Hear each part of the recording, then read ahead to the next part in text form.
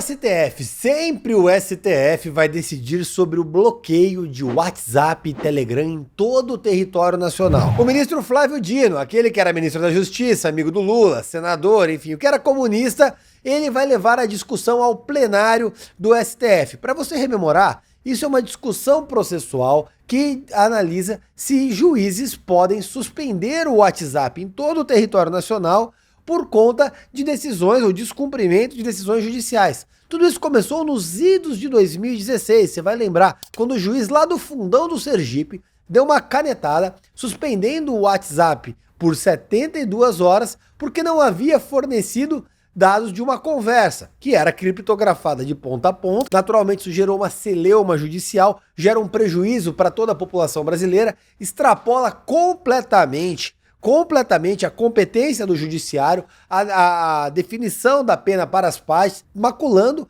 a liberdade de comunicação, o direito à comunicação de toda uma nação, o que é completamente desarrazoado. Isso vai ao pleno do STF, vamos concordar, não tem segurança jurídica para tecer uma ideia do que vai ser o julgado. O STF, no meio dessa briga com o Elon Musk, com as redes sociais, o Alexandre de Moraes falando que tem saudade dos anos 2000, pode muito bem alguém lá tirar uma decisão da orelha e todo mundo ser prejudicado. Imagine o que poderia acontecer no país se juízes de primeira instância, de segunda, até no STF, resolvessem suspender, numa canetada, aplicativos de mensagens. Durante a eleição, o WhatsApp suspenso, por exemplo, seria uma coisa estapafúrdia. Hoje o WhatsApp faz parte do dia a dia da população. As pessoas falam muito mais por mensagens do que por telefone. Inclusive é raro você receber uma ligação hoje em dia. As pessoas te mandam um WhatsApp perguntando se pode te ligar. E normalmente você fala, eu falo por aqui e tal, não quer nem atender o telefone, deixa o saco. Inclusive, só a título de curiosidade, sabe qual país do mundo retirou o WhatsApp da loja de aplicativos do celular? Pois é, a China. A China, grande e pujante democracia chinesa, proibiu a sua população de baixar o WhatsApp. O pedido, inclusive, foi feito pelo Partido Comunista Chinês. E a Apple acatou o pedido. Eu fico imaginando o que aconteceria com a Apple se não acatasse. E o pedido foi feito pelo CAC, mas não é o CAC de arma de fogo, não. É a Administração do Cyberespaço da China, que é muito parecido, sabe com o quê? Com a nossa Assessoria Especial de Enfrentamento à Desinformação do TSE, a mesma que bloqueou postagens e que vieram à tona agora no Twitter Files. E já que o assunto é censurar meios de comunicação, censurar empresas e impedir que as pessoas tenham acesso à informação, veio lá a grande Sâmia Bonfim para tentar expulsar a Starlink do Brasil. É isso mesmo. Querendo abocanhar toda discussão do país, a Sâmia tuitou o seguinte, dá uma olhada aqui, ó. Fora Starlink, investigações da Polícia Federal e do IBAMA encontraram diversas vezes antenas de internet de alta velocidade da empresa de Elon Musk utilizadas por criminosos para operar o garimpo ilegal, inclusive na terra indígena Yanomami. Como essas antenas banda larga foram parar nas mãos do crime organizado? É evidente que a empresa do bilionário faz vistas grossas para a utilização do seu produto a serviço do crime. O raciocínio da Pissolenta. Acharam meia dúzia de antenas com garimpeiros e a culpa é do Elon Musk. A questão é que a mesma Starlink que ela quer censurar é a Starlink que leva internet para locais afastados da Amazônia ou em salas de aula. Leva internet para as tribos Yanomamis. Só que a Sâmia Bonfim, ela tem uma fome muito grande de censura e a todo custo ela tenta de alguma maneira ceifar o acesso à informação para as pessoas. A esquerda é assim, eles a todo custo tentam limitar o que as pessoas pensam, porque quando a pessoa pensa um pouquinho, naturalmente ela não é de esquerda. Inclusive os garimpeiros também usam celular. Eu nunca vi a Sâmia reclamando das operadoras de celular ou da Apple, que o cara pode ter o celular da Apple. Também eles usam roupa, então você vai reclamar, sei lá, com a Renner, com a Riachuelo. E também, os caras têm caminhonete. A Sâmia vai reclamar com a Toyota porque eles têm Hilux, mas os índios também usam para cobrar pedágio, né? E eles usam Havaiana, então vai tirar o chinelo dos garimpeiros. Eles usam bota, vai tirar lá a fábrica de bota democrata, sei lá deles.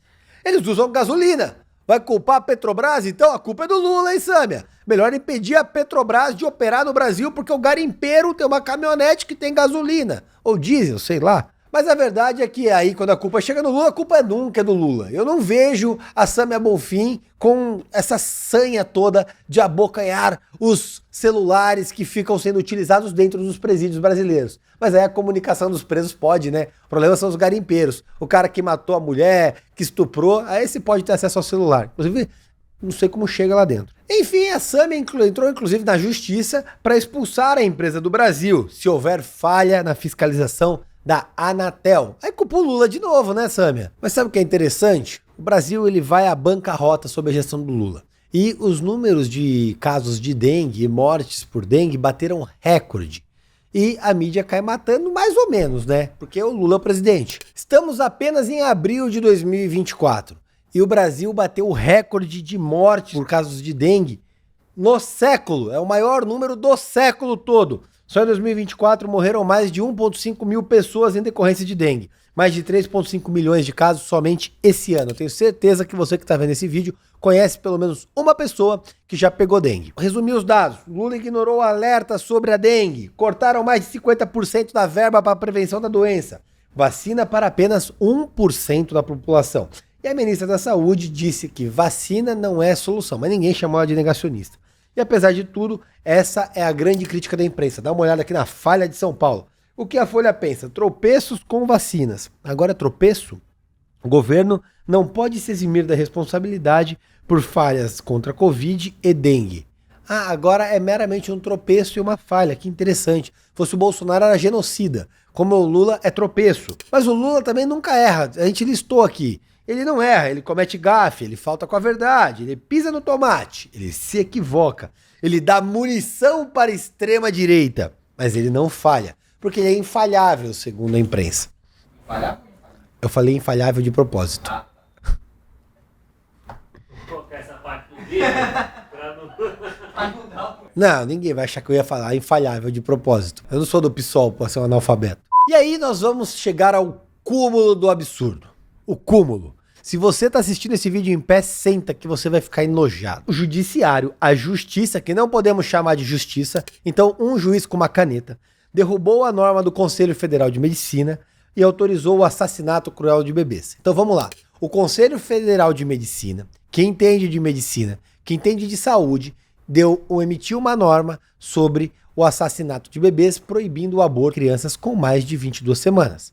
Vem um advogado, um juiz que não entende bulhufas de saúde, que não faz a menor ideia do que são os riscos de um aborto, do que é uma vida, é apenas um jurisconsulto palpiteiro ou um sujeito com toga emitindo a sua opinião do auge da sua ignorância para determinar que as pessoas podem matar crianças. Olha que incrível, isso é o Brasil, olha o absurdo. A Justiça Gaúcha acatou um pedido do PSOL e derrubou a decisão do Conselho Federal de Medicina permitindo o assassinato cruel de bebês.